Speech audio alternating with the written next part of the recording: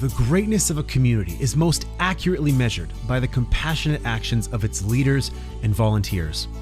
Every week, founder of the community Big Hearts, Stu Starkey, will place the spotlight on leaders and volunteers, highlight key stories and statistics, and share insights to educate listeners and inspire everyone to have greater impact in their communities. Welcome to the community of Big Hearts. Hello, Sarah Wells. How are you? I'm so great. Thanks for having me, Stu.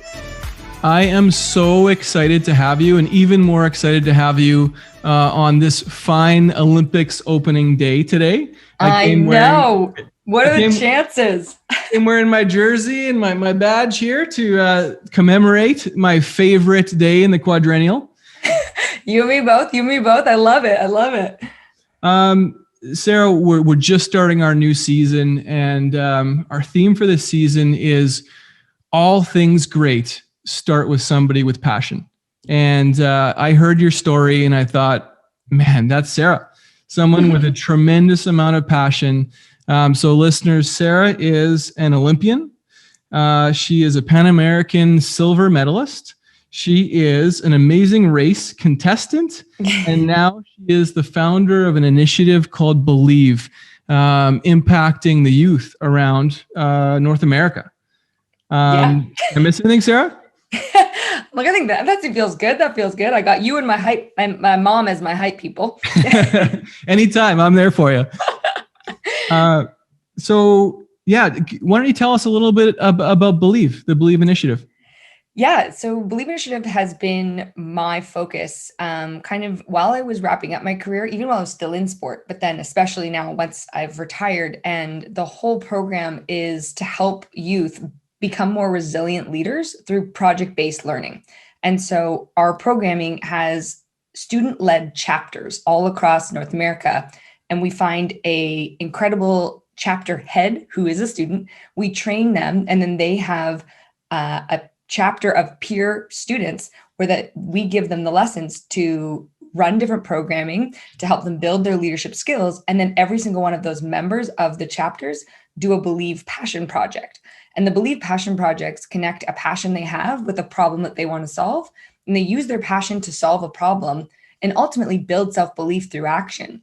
And so to give you an example of kind of like a project and what that could be, there's one I talk about a lot, and it's these students who had a passion for robotics. And they were like, we love robots. We could YouTube robots, all things robots. And the problem they wanted to solve was mental health. And they had learned in science class that certain wavelengths of light trigger your happy hormone receptors in your brain. And so, while going through the program, talking about confidence and resilience and discipline, they took those lessons and applied it to their Believe Impact project, where they're like, you know what? We can stand up and fight against mental health. We can create something.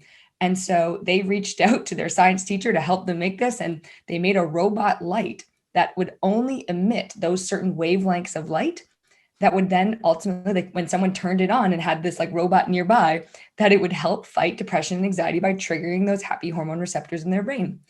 And it was incredible and brilliant to see and so inspiring. And that is just like one of the brilliant projects that I've been fortunate to witness these students create through the program. And I didn't think I'd find anything as much as I love the sport of track and field. And I love what I get to do with the Believe Initiative. I mean, I couldn't think of anything for me personally more rewarding than inspiring that kind of passion and in turn impact. That is so cool that you get to help find kids' passions of all things, because they're so creative, impressionable, and energetic. That's really, really cool to be able to see that. And I remember one of the things I read was that, so you started this initiative and you've inspired so many people that now there's dozens of chapters that you've inspired across. Yeah. So we pre-COVID, we did this by like marching across the country, doing in-person kind of kickoff events that we called Believe Summits. And the Believe Summits would plant the seed, get teachers and students excited about the idea of going through our programming and creating these Believe passion projects. And we were very limited by the number of schools we could get to in a year. And, my whole team of, 10 of us are trekking across the country with our gear and our stage equipment and all the stuff, like, felt like a traveling band. But it was worth it because we wanted to kick off like the enthusiasm in these schools to get them on board. But we were limited because of the travel and how much time and resources we had. When COVID struck, we obviously could not go in person. And so we had to switch our program to a virtual format, which originally I was like, oh my God, the program's going to die. No one's going to take it on as a virtual platform. Like, people are going to hate it. It's going to be less effective. And it was the complete opposite. People were so thirsty for leadership opportunities and extracurriculars that basically didn't exist for the last year and a half. And this was an opportunity for students to stand up, gain a leadership role, and create an impact in their communities and rise above the circumstances, find unique and novel ways to use things that they're passionate about to create that difference. And so through COVID, we've now launched 45 chapters across North America, which had 900 students involved, which created 550 projects and ultimately made an impact on 45,000 people. And so it's been a roller coaster ride, but ultimately, it was an eye opener to see what's possible as things have progressed over time. When I was preparing for our conversation, so this season we're going to have half charity leaders with passion that we're going to be talking to, and half business owners that are donating their services back to the community to have impact. And yours was unique in so far, anyways, in the way that your business is the impact that you're having in the community. And that was really cool. And it was it changed some of the questions that I was going to ask you. But I think it's important to note that for our listeners, because one of the things we want to do on this podcast, just like you're doing, is be inspiring others and helping show people that you can have impact by following your passion. You just have to find it. And then listening to people who have done those things, because a lot of people we talk to, they all want to do something. They just think that, not them. They don't know how to start it. So we're showing all sorts of different ways to start it. So talking to a person like you who's doing this through their business, impacting while being able to create a platform and a sustainable platform like yours is super neat, and an opportunity to talk with you on that. Thank you. And I'll say something to add to that, because you said something of like, yeah, everyone can find a way to give back by using your passion. You just have to find it. And sometimes I honestly consider changing our programming language away from passion to the word enthusiasm. Because passion sounds so grand, like it has to be your passion, like the thing, and people are kind of like, well, I like this and I like that, but it's not my passion, and so while it's like, yes, you have to find that passion, it doesn't have to be the one thing and the only thing you have ever cared about in your whole life. Like, it's about finding something that you're enthusiastic about, that you're genuinely interested in. Maybe it's not the passion, maybe it's not the thing, but I think in following kind of open doors, you find your next thing and your next thing and your next thing. And that's true of where you want to make your impact, but that's also true of your career. That's also true of finding what you want to learn next. That's also true of the relationships and networks that you build, of kind of following the one open door that leads to the next open door that leads to the next open door.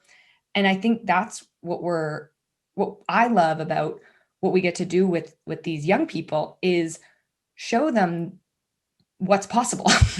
Because sometimes they have this vision of like, oh, I have to become a doctor and I have to do this thing. And I'm like, cool, but let's just like take something else that you're interested in right now and find a different problem to solve with it. Because it doesn't have to be medicine as the only way to take your passion for science and solve a problem for the universe with that. And so I think it's like, I encourage anyone who's listening to just explore things you're enthusiastic about. And it doesn't have to be the thing. And seek inspiration from people who can show you what's possible. Because even for me as an Olympic athlete, I never set out. I wasn't the kid who grew up being like, one day I'd love to become an Olympian. Like, I wasn't that kid. I actually sucked at sports and got cut from every team in high school. But when I started to like find out I was good at track and then start to pursue that dream, only 4 years before I qualified for the team is the very first time I ever thought I could become an Olympian. because I had a teammate of mine who I trained with day in, day out. And he was a person that, I saw have good days and bad days, and he lost races and he won races, but then he had injuries and he had, a roller coaster ride on the pursuit to the Beijing 2008 games. And in my head, I was like, well, if you make the Olympics, you have to be perfect. You have to be flawless. You have to have, an epic season. And then when he made the games, he made the Olympics in 2008 on Beijing after I saw him lose races and miss workouts and have injuries through the year. And so suddenly I was like, oh, like you don't have to be perfect. Like he showed me what was possible.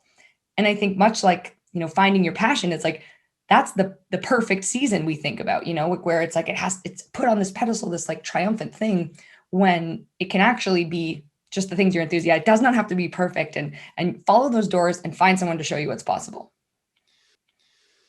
So many things came to mind while you were telling that. And it's really like, I'm going to take a tangent here off our story arc, because I think it is such an important mental health conversation. Because I think you and I talked about this a couple weeks ago when we were talking about you coming on the podcast, which is athletes get so focused on their one passion. And it can be the same for anyone who's overly focused on one thing. And when you make that who you are, then it can be such a mental breakdown for that person. And I think we were talking about athletes specifically after the post-Olympics when they retire. A huge percentage of them go through fairly severe depression. And so I know you have a few thoughts on that. And it's such an important message to be teaching the youth, that these passions aren't who you are. It's just a cool curiosity to explore, to do something great and cool. Like you have to have a, same way investment advisors would encourage you to have a diversified portfolio of where your wealth is and where you financially invest, should be the same of the way you invest in yourself. Like you are physically, healthy and well, you are socially fulfilled by your relationships, you are driven by your career aspirations. Like that pie should be cut in so many different ways, of so many different parts. And it's hard because as beings that are on this like pursuit of excellence, whether that's Olympic athletes or, really high level business owners, or even like, those really high achieving students, which, I work with a lot. Your pie is really heavily weighted in one way. And it's hard to remember that you are even more of those, that there are other slices in there, even if one is quite large. And sometimes it does take a certain capacity and a ratio of the pie for you to be the best in that thing. I'm not going to tell you that I was only a quarter of the pie Olympic athlete when I became an Olympic athlete. Like I was very much like 70% Olympic athlete and then a handful of other things. But it's remembering that other section of the pie exists and knowing that you can easily invest in those other slivers of the pie to grow them when your original chunk goes missing, or for whatever reason is, the circumstances change for whatever reason. And I think that's the biggest thing that athletes and people who define themselves in certain ways struggle with is how do we highlight those other elements of ourselves? Yes, sir. I heard the story of your training day shortly before Olympic trials for the 2016 Olympics. And I'm certain by that story, that very vivid story of your hamstring breaking like an elastic, and that you were not just 70% to push through injuries like that and to almost make the team again after severe injury is very impressive. Well, thank you. Yeah. I'm misremembering the percentage for sure. I wanted to ask you, I guess first, and this is really important, and I want to talk about it from perspective of inspiring others to get started. So your starting story for Believe, how did you make the decision to get started, and what did you do to do it? So I, as you know, was full-time athlete, and my pursuit to the first Olympic Games had a rocky road. And I got injured with a stress fracture in my femur, which is like a big break in your thigh bone. It's just slowly slivering in half. And so that was happening heading into the London Olympics. I sat out for what was supposed to be 3 months, turned into 9 months. And I only had 6 months left by the time I got cleared to run in order to get back to who I was before that injury and still improve a whole second to hit Olympic standard, which is the kind of minimum qualifying time you have to hit in order to go to the Olympics. And so everyone told me to remain realistic and that this was a very impossible dream. And it was highly unlikely I was going to make this all come to life in 6 months. And I just felt like after everything I had been through in those 9 months, like wanting this goal so badly and feeling like my hands are tied, having many moments of wanting to quit and give up and walk away and just be riddled with self-doubt of like, why am I still trying to get this thing? Like it's getting more and more impossible by the day.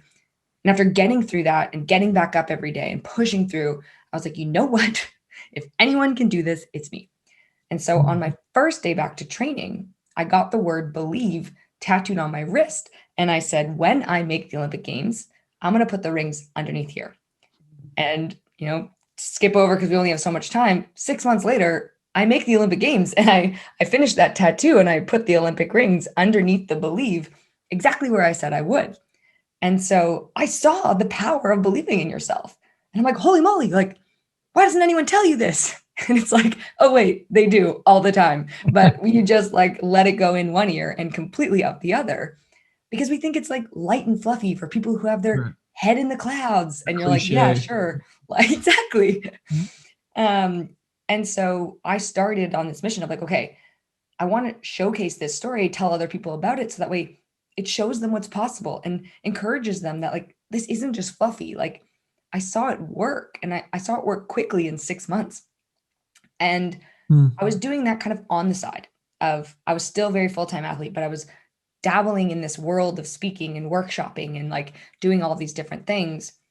And 4 years later, now after being Sarah Wells, the Olympian for 4 years, I was favorited to go to the Rio Olympics in 2016.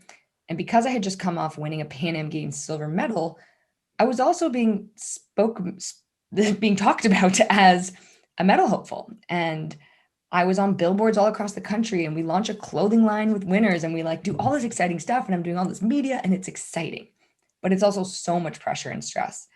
And 2 months before the 2016 Olympic trials, I work out on a day I should have never worked out because my hamstrings were really tight and sore. And I considered not working out that morning, but I got too nervous about not doing everything. And if I didn't do everything, I wouldn't make the Olympics. If I didn't make the Olympics, then I wouldn't win a medal. If I didn't win a medal, I would let everyone down. And so I worked out anyways.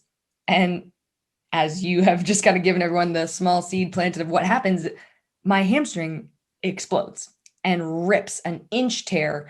It sounds like a Ziploc bag that someone's like fully blown up, full of air. Like when the kindergartners like put it on the ground and jump on it, that's the noise it made.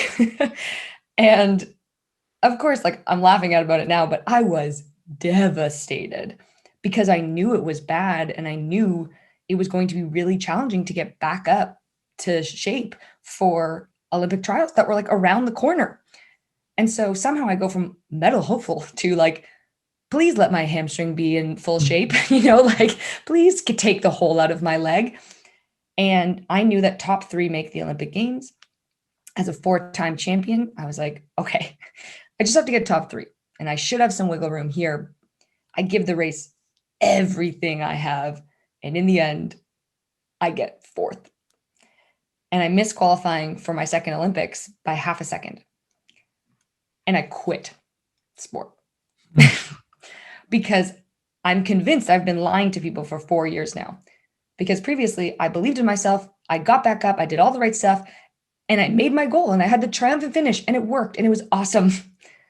But now 4 years later, I believed in myself. I got back up. I did all the right stuff and it just didn't work out. And so I was like, have I been lying to everyone? Like, is this a sick joke that people just tell you to make you feel better? Right. And when I really thought about it in that year off with the time and space I needed to kind of rise above and look at it more objectively, I realized I actually believed in myself more strongly after not making the Olympics, even more so than when I did. Because you don't build self-belief through achievements, you build it through action. And that's when I founded the Believe Initiative, when I was like, I want to help other people build self-belief through action. And that's where the student passion projects come into play, because I'm like, I can't just teach them about resilience. I can't just talk about discipline and resilience. talking about it goes only so far. But until they have to live through it, they have to go and act on it. That's how we're going to build their self-belief. That's how we're going to build their resilience. And so the program kind of came together from there and has become my thing. Like I'm so grateful that I kind of had the beginnings of it while I was still in sport, because it gave me something I'm just as passionate about, something that is like wakes me up with enthusiasm every single day. From the second I stepped out of sport, I had this and I love this. So I had goosebumps when you showed me the rings on your wrist. Because as you know, I'm a true Olympics fan and I call myself an Olympics nerd. And just to realize that dream of being able to, because that was my dream as a kid, is one of the main things of being Olympian was getting to tattoo that on your body, and two, staying in the Olympics village. So amazing that you were able to realize that.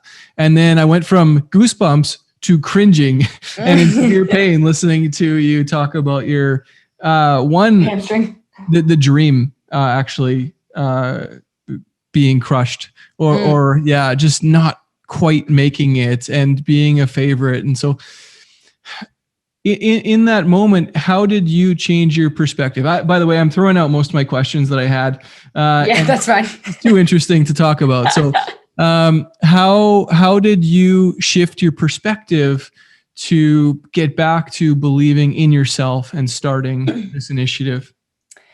So certainly there's kind of like three things that I did. The first thing is I had this word believe, right? Like I'd already tattooed it on my wrist from my previous Olympic experience, and, feeling so defeated in that year where I quit for that moment in time. It was like having that word tattooed onto my wrist, like just kind of anchored me back to a center of like, get back up. Like if anyone can do this, it's you. Like kind of like there's more here, like there's more you can do. And I say in my keynote speeches all the time, like, especially when I speak to young people, I'm like, I'm not saying you have to tattoo yourselves of your goals. Okay. Like don't go tell your parents, that's what I told you.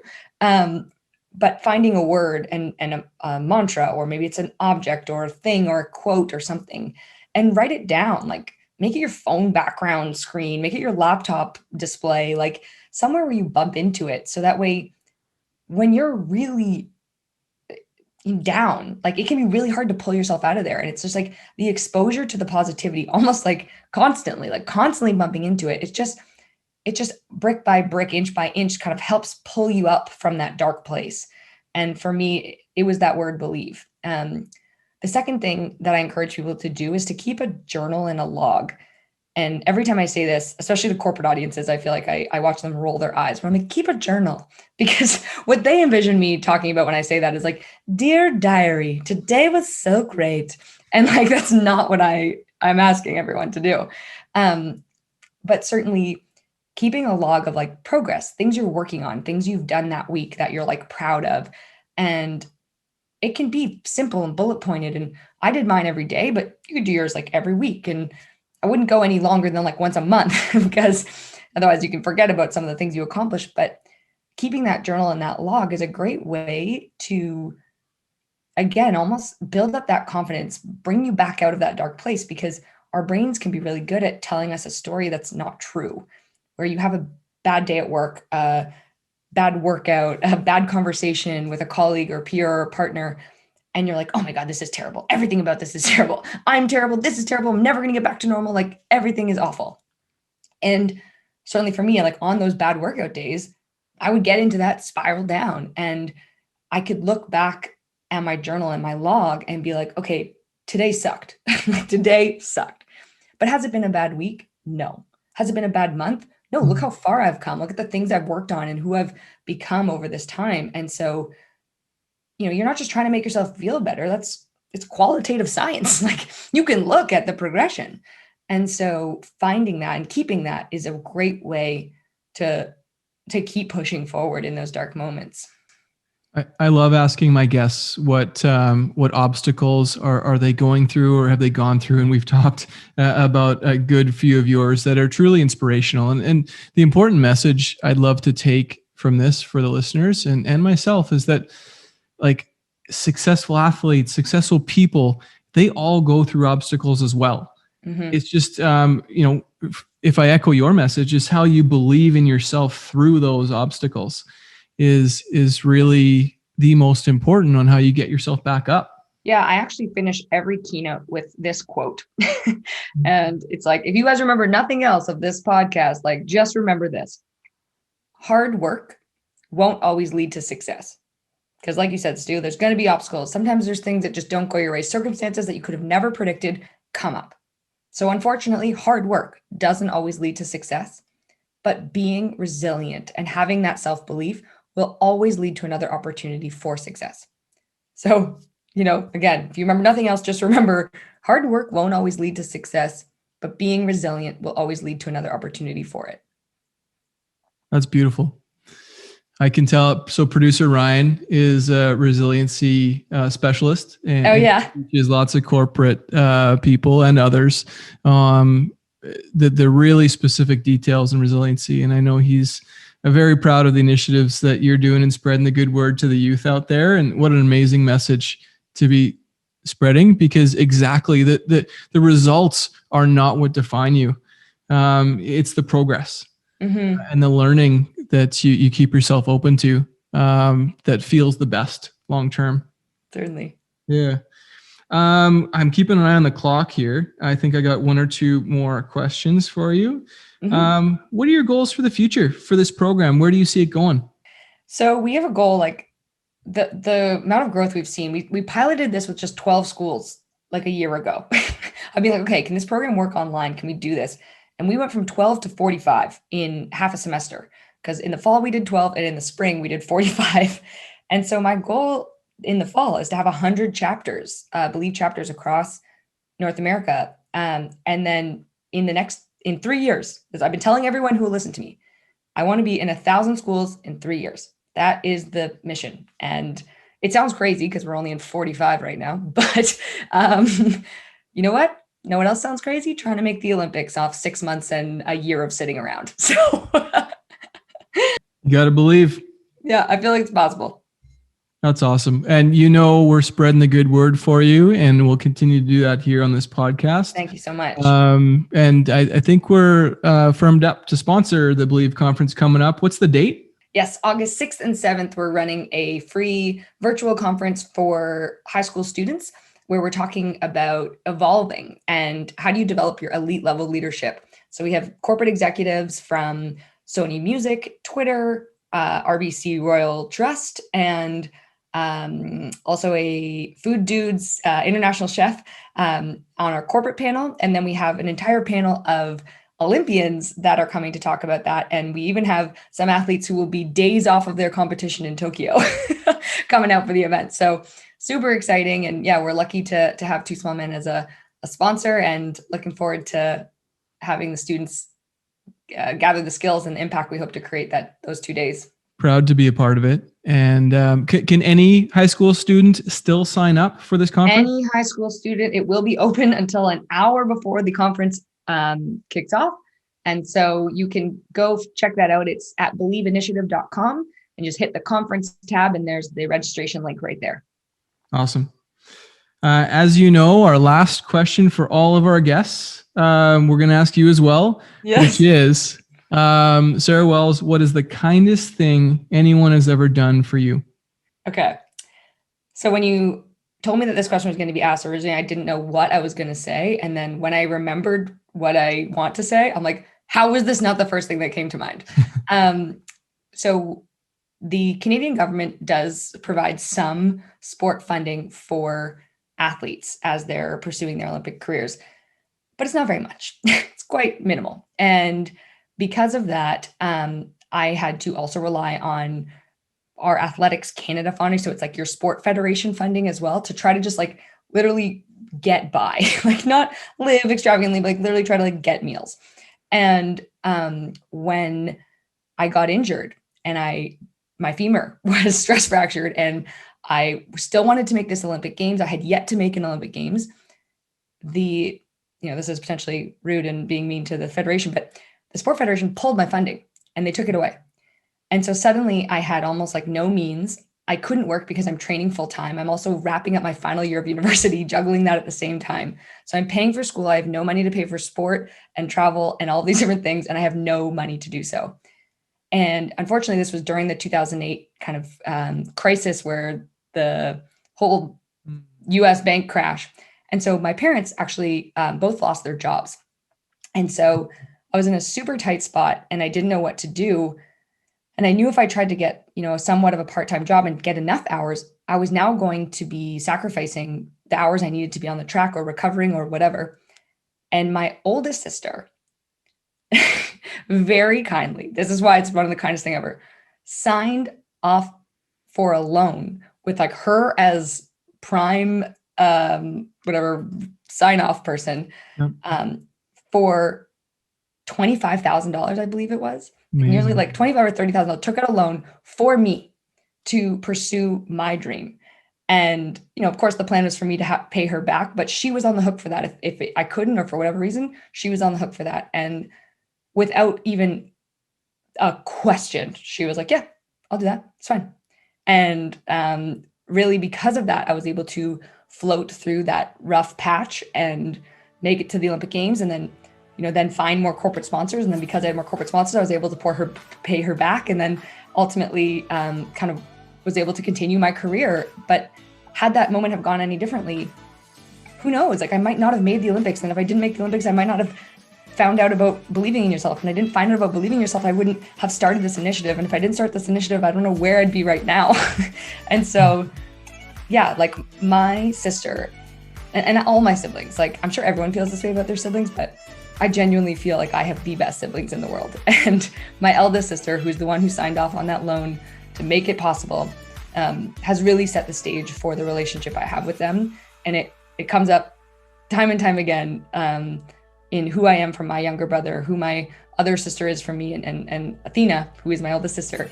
It is thanks to her that I think I made it through that time, and why I'm lucky to have the relationship I have with my siblings. Thank you so much for sharing that, Sarah. Sarah Wells, thank you so much for your time here today. Big supporter of your organization, fan of your athletics background, and want to leave with the message, paraphrased, that the hard work isn't always going to lead you to success, but resiliency is going to give you an opportunity for another one. Thank you for that, and look forward to chatting with you soon.